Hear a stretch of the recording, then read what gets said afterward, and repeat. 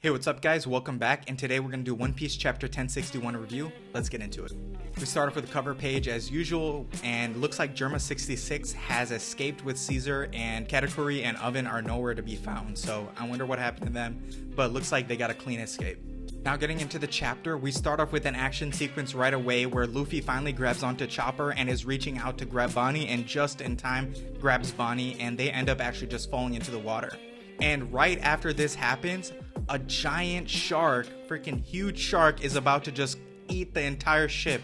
After this, Jinbei notices that Luffy, Bonnie, and Chopper have landed in the water, and he's like, yo, I gotta go save them. And he puts Frankie in charge in the meantime. And to get away from this massive shark, Frankie activates the keel attachment. And this is our final memory of Carrot, looks like, because it has the rabbit screw propeller. And this propeller basically just has these little rabbit ears at the top. I honestly don't know why Oda added this, but it's just funny.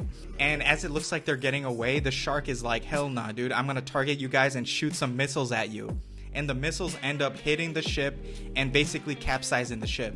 And as all of this is going on, Jinbei finally catches up to Luffy, Bonnie, and Chopper and saves them. But they're not out of the water just yet, literally. And the shark just fires cannonballs at them, and Jinbei has to get them out of there. And in the next part, I honestly thought that Frankie was coming to the rescue with a giant mech suit, but this just happens to be another one of Vegapunk's mech suits. And something interesting written on the robot is Vega Force, and this robot is labeled number 12, whereas the shark is labeled number 3, which is something to keep in mind for later. And the shark just ends up getting his butt handed to him by the giant robot. We then quickly shift over to a nearby island, which ends up being the G14 naval base. And our girl Tashigi is there with those kids that they saved from Punk Hazard. And looks like they're giving them some anti-gigantification medicine to have them shrink back down to their normal size, which is very cool. I wonder if Vegapunk is supplying this medicine to them. We also meet the G14 commander, Vice Admiral Doll, and it seems that Doll is getting pissed off by Helmeppo, basically. We then go to the panel where Hibari and Helmeppo are just begging Prince Groose to help and go save Kobe. But Prince Groose makes it clear that he doesn't want to mess with Blackbeard's turf, as well as the fact that they would be swarmed by pirates. And that is why it's given the nickname Hachinosu as well. And Hachinosu translated to English means beehive. So I'm guessing on this island there must be tons and tons of pirate fodder, basically, that would swarm you right when you get to the island. Helmeppo then goes so far as to request for a seraphim from Prince Groose, and Prince Groose is like, no way, we can't even talk to Drake right now. Like, there's no way we have a position to act, you know? We don't know what's actually going on. And something else we find out here about Helmeppo, Hibari, and Prince Groose is that they're all involved with Sword. However, it does not show that Tashigi is involved with Sword. I think that's because they must be related to Sword but not working with them directly. After that, we pan back to Luffy's group where they're kind of drying off, and Bonnie's just telling Luffy, oh yeah, you don't remember me? Like, we met 2 years ago and we're still enemies. Remember my name, I'm Bonnie. And she even asks him like, yo dude, like, didn't you have white hair? And Luffy kind of gives us some insight on Gear 5th again, and he says that's what I look like when I'm totally free. And he kind of gives us that cartoony pose for us. Jinbei also asks like, yo dude, where's your crew, Bonnie? And Bonnie explains that she ended up coming alone and her ship actually got eaten by that giant shark. Bonnie then goes on to clarify that they are on Egghead Island and that this island is said to be 500 years in the future. She also tells them that Vegapunk's lab is located on this island, and that's why she wanted to come to this island in the first place, because she has some business with Vegapunk. Going back to the crew, they end up getting saved by that giant mech robot, and Frankie and Usopp are just going crazy that this giant robot is a thing, right? Frankie freaking loves robots. And Sanji, for the second time in like 2 chapters, spots the woman at the top of the robot, and he's like, yo, someone's coming out. And Sanji's observation haki has been on point recently, except for the fact that obviously he didn't see that giant shark coming for them. So obviously the person coming out ends up declaring themselves as Vegapunk. And something interesting that Vegapunk notes here is that all she ordered the shark to do is to report and fire. However, the shark has not been following her orders and has been just eating any ship that comes around. So this is interesting because I wonder if the Seraphim actually follow any of her orders, right? And she was saying that maybe she bungled the programming up, but maybe that is just an inherent feature in robots like these, right? If they're an actual intelligence, maybe they just have a will of their own.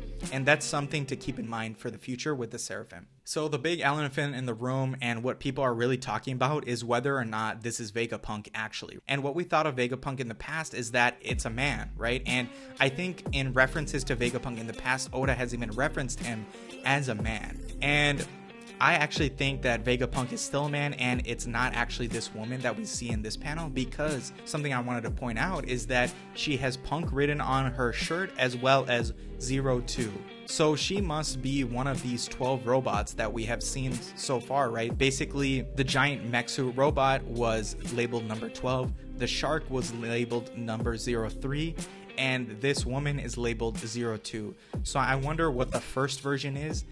Is the first version the actual real Vegapunk? And is there even a 01 anymore? Maybe the 01 got destroyed and this is basically a clone of Vegapunk in some type of robot body. That would be very interesting. So I think we're gonna obviously find out more about this, but from what I understand right now, I don't believe that this is Vegapunk. I believe that it is a robot that is acting like Vegapunk. And again, another question I have is just like, how many robots does Vegapunk have, right? So we see that there's probably at least 12, right? So there's at least 12 robots and maybe a lot more on this island. And I wonder if just Vegapunk just has an army of autonomous robots that he has control of, similar to the Pacifista. Another question I had is, are Luffy and the Straw Hats actually going to go and save Kobe now after they find out this information? I'm guessing they're going to end up meeting with some of the Marines like Tashigi and Doll later, but first they're gonna get obviously reported probably by Vegapunk to that Navy HQ. The Marines are gonna end up pulling up, and I think they're gonna start talking about Kobe, and from there they might all end up going to save Kobe, right, and taking on Blackbeard. So I wonder if that's kind of the next step we're headed towards here, or otherwise I don't know why Oda would bring this up since we're so close to this Navy headquarters. Another question I have is, what are Vegapunk's kind of deeper motives?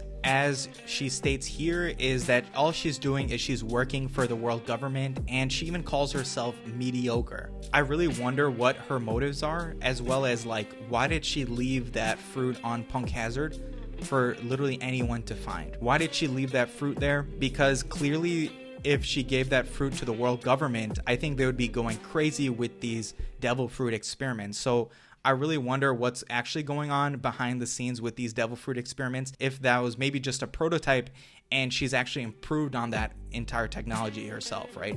And maybe that technology is actually even better and she's been creating exact matches of these devil fruits. I wonder what crazy stuff we're going to see in Vegapunk's lab. This is going to be an absolutely insane chapter coming up. Looks like next week we're on a break, which kind of sucks. But yeah, that's all I've got for 1061 review. Let me know what you guys think in the comments down below, and subscribe for more. Peace.